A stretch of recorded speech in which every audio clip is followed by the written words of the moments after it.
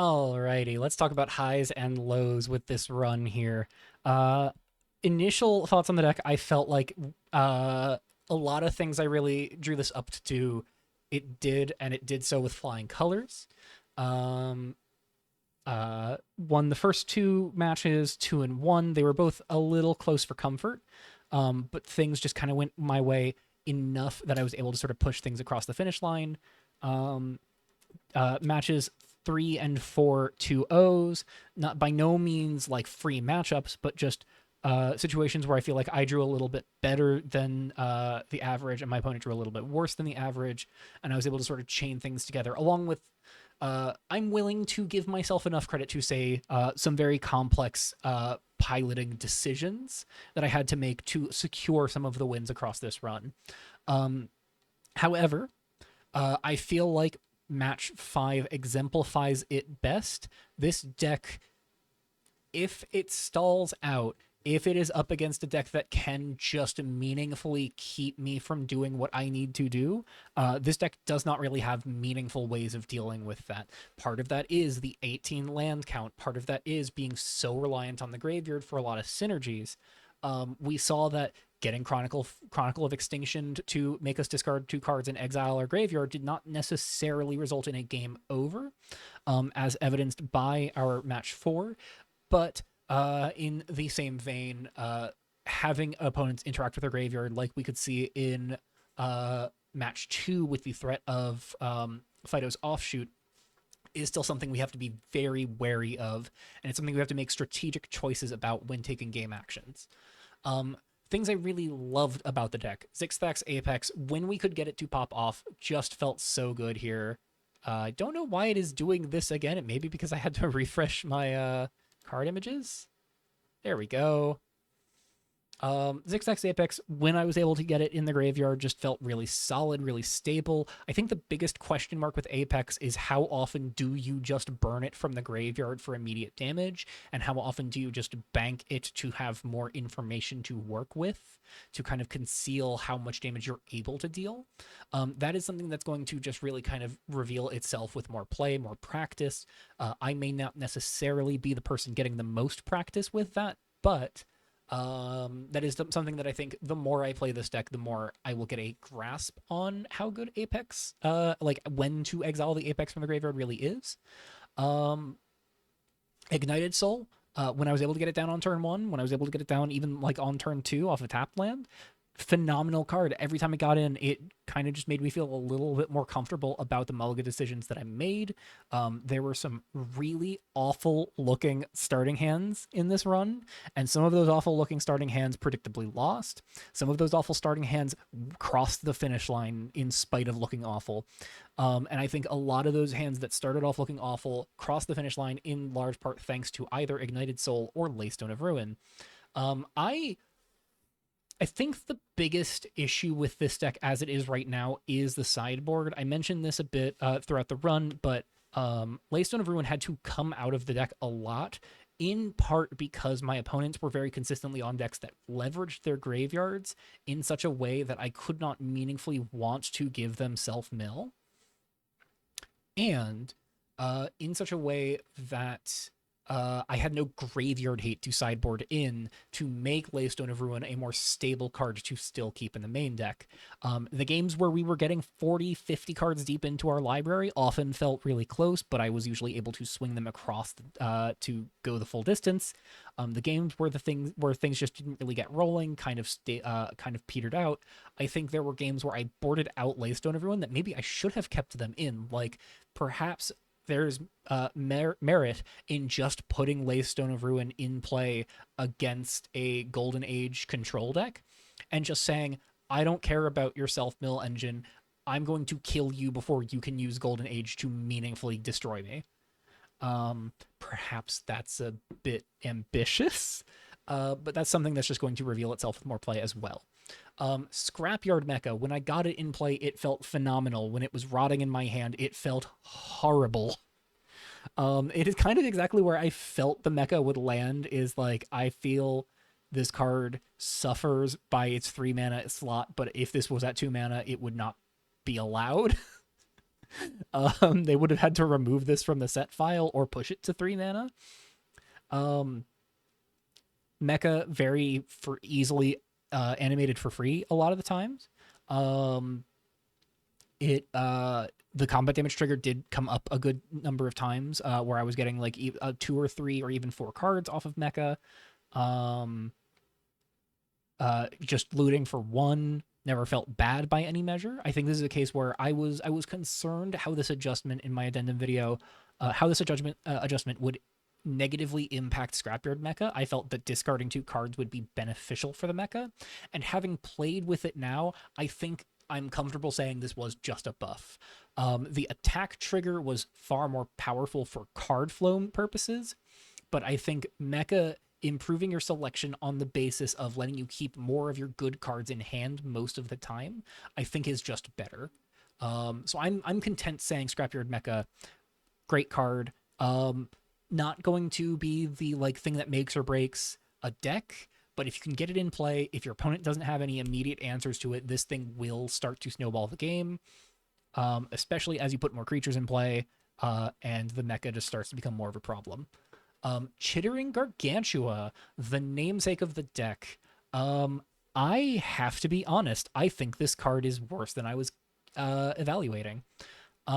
There were opportunities that sort of started to look like they could possibly line up where I could go Gargantua, Garen, sack Gargantua for Apex. But that being a 5-mana line was just never too clean that I could reliably get there. 18 lands, I know. Having 5 lands in play was asking for a lot in most cases anyways, but even just like trying to get a Gargantua to stick, there are absolutely cases where having the Gargantua in play killed my opponent, but the same can also be said that having the Gargantua in my hand killed me. I think as much as I love the Gargantua, I could see revising this list going down to 3 or even 2 Gargantuas. I think the first or second copy is phenomenal. I think I saw the Gargantua milled off of my Laystone of Ruin and off of All That Remains more often than I actually put it in play. So I don't know how capable I am to evaluate Chittering Gargantua as a creature in play. But as much as I love a creature that dodges work safety violation in this current format, I don't think Gargantua is quite good enough. I was decently impressed with Arduous Miners. I pushed hard thinking that like Miners was just going to be where I needed to be. I needed the like immediacy of the discard effect. I had tried Rooftop Slink. I think I mentioned this in one of the matches. I tried Rooftop Slink in the slot. And just wasn't super crazy about Rooftop Slink over the Miners. And I think Miners has proven itself because of that immediacy of the discard. There is some like play pattern stuff of I kept trying to put my discarded card into play face down and let my opponent know like, hey, this is the card I'm discarding. I don't want you to see it because I'm trying to make sure that I'm not influencing your decision. And they would just kind of go, what? Or just discard anyways. And I wouldn't have to explain myself. I think Miners is solid. I don't think every deck that goes this direction will want the Miners. I think the less lands you have, the more you need the Miners, because there were absolutely games where Miners got me out of a sketchy situation. Lurking Virkalakis, if I got it in play and it went unanswered, it killed people. This card is so good in this deck. I think across the 75, if you are on a self-mill deck, have 4 Lurking Virkalakis. You don't need to have all of them in main deck. If you have like 2 main deck, 2 sideboard, that's perfectly fine. I think you want all 4 in the 75. I am content saying that that is like the biggest lesson I can take away here. Put Lurking Virkalakis in your self-mill deck. Do not be afraid to target yourself with Lurking Virkalakis. Eat your Rivaling, eat your Zixfax Apex, eat your random junky 3-drops that you self-milled that like do nothing in your graveyard anyways. Apply pressure if your opponent doesn't have cards in their graveyard. Consider maybe targeting your opponent even if they do have lands in their graveyard, just to apply pressure on their graveyard. Start fiddling away, like picking away at what they have. Lots of things to do with the Verkalakis that I think really helped justify its inclusion. Not a whole lot needs to be said about rivaling. 1 mana, 1/1 that pings the opponent for 1 is not super stellar on its own, but I do think this keeping the card flow up was really nice. Very embarrassed by missing that one rivaling card draw in match 4, but I was able to make it all come together in spite of that. Dying Pledge, I think if you're looking to run this at all, I could see going down to 2 copies of this. I liked having the first or second copy of Dying Pledge. It felt awkward to mill because there were things that just kind of like I would rather have other cards going to my graveyard. I could see like just going up to more creatures and cutting out the Dying Pledges.